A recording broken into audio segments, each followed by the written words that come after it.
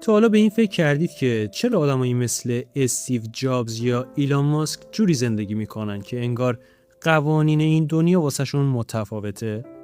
انگار یه دکمه مخفی تو دستشونه که هر وقت بخوان واقعیت رو اونجوری که دلشون میخواد بازنویسی میکنن. راز این آدما چیه که بقیه ازش بیخبرن؟ شاید همه چیز زیر سر یک کتاب قدیمی و عجیب باشه. کتابی که جابز دستور داده بود تو مراسم خاکسپاریش به همه هدیه بدن. میخوایم با هم بریم تو دل یه سفر هیجان انگیز و کشف کنیم چطور علم مدرن و کوانتوم دارن تازه به گرد پای چیزایی میرسن که یوگی ها قرنها پیش میدونستن. به کانال آلفای درون خوش اومدی.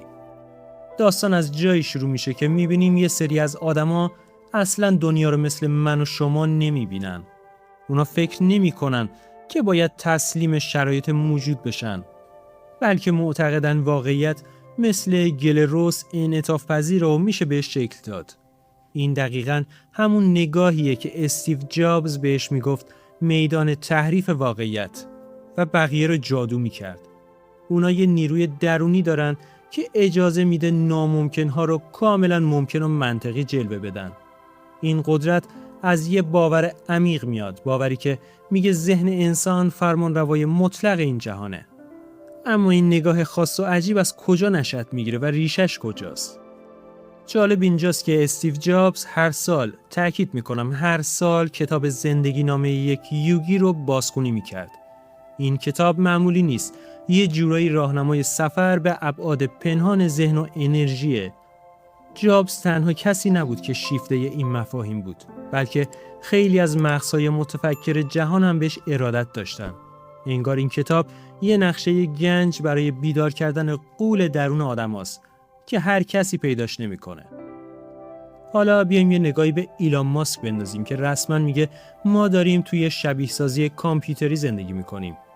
این حرف در ظاهر خیلی علمی تخیلی به نظر میاد، ولی وقتی دقیق تر میشیم ببینیم چقدر به تفکرات باستانی نزدیکه. ایلان ماسک معتقده قوانین فیزیک رو میشه دور زد یا حداقل از زاویه دیگه‌ای بهشون نگاه کرد تا بشه موشک‌ها رو عمودی نشوند. این دقیقاً همون کارهای خارق‌العاده‌ایه که تو کتاب یوگی درباره استادان بزرگ هندی روایت شده. اونا هم ماتریکس دنیا رو به بازی میگرفتن و قوانین مادی رو میشکستن.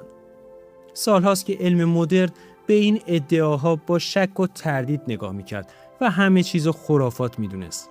اما حالا با پیشرفت فیزیک کوانتوم دانشمندان دارن به نتایجی میرسن که مو به تن آدم سیخ میکنه.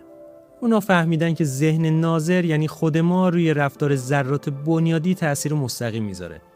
حالا متوجه شدیم که چرا نابغه ها اینقدر روی طرز فکر و تمرکز درونی خودشون سرمایه گذاری میکردن؟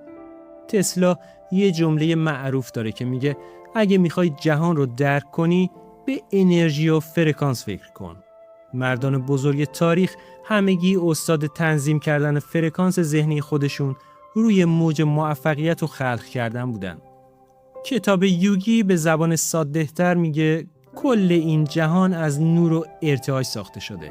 وقتی تو بتونی ارتعاش درونی خودت رو با خواستت یکی کنی، اون خواسته تو دنیای واقعی ظاهر میشه.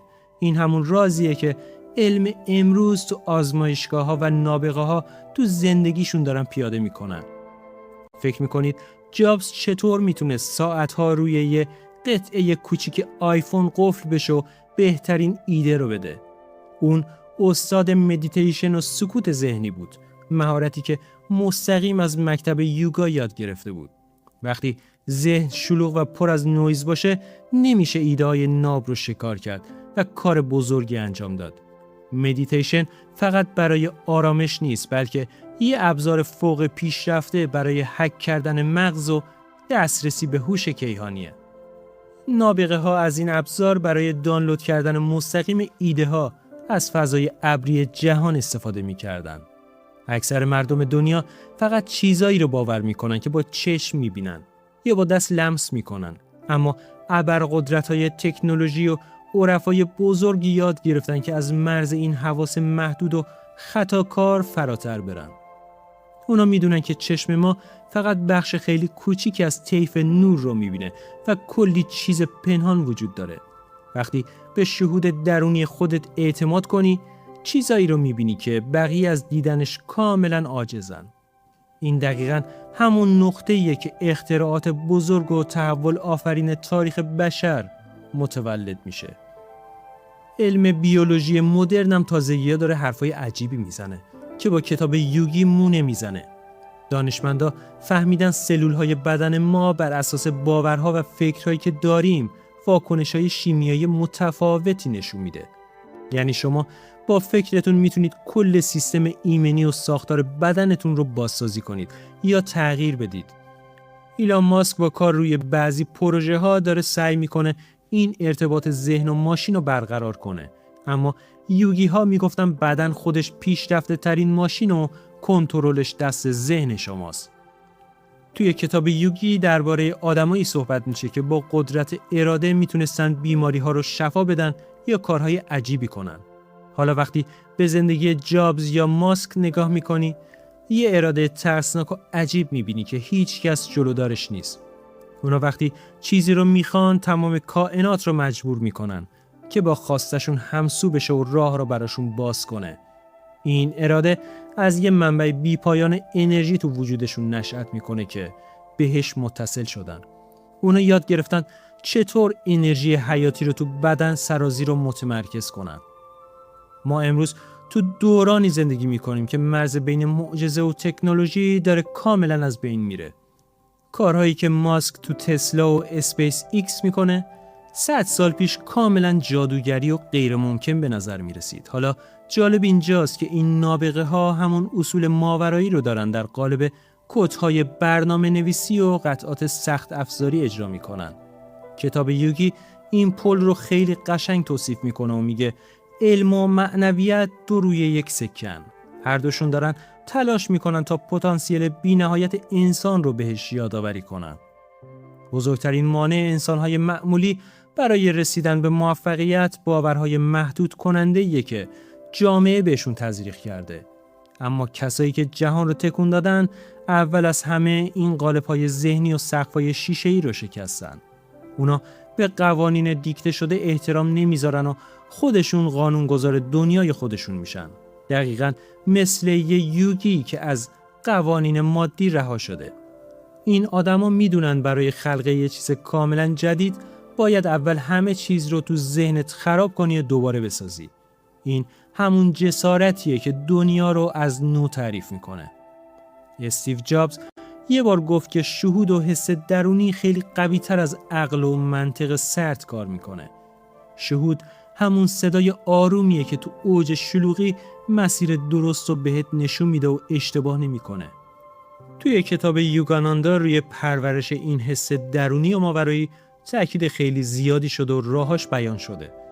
نابغه‌های بزرگ به جای 2 تا 4 تا گفتن به این قطب نمای درونی اعتماد کامل داشتن. اونا اول جواب رو تو دلشون پیدا می‌کردن، بعد می‌رفتن سراغ فرمول‌های ریاضی. یکی از عجیب‌ترین بخش‌های علم کوانتوم اینه که زمان و مکان اونجوری که ما احساس می‌کنیم واقعی نیستن. یوگی‌های باستان هم می‌گفتن که گذشته و آینده همزمان وجود دارن و همه چیز در یک اکنون ابدی خلاصه میشه. ماسک وقتی به مریخ فکر میکنه انگار همین الان اونجاست و داره روی خاکش قدم میزنه و زندگی میکنه.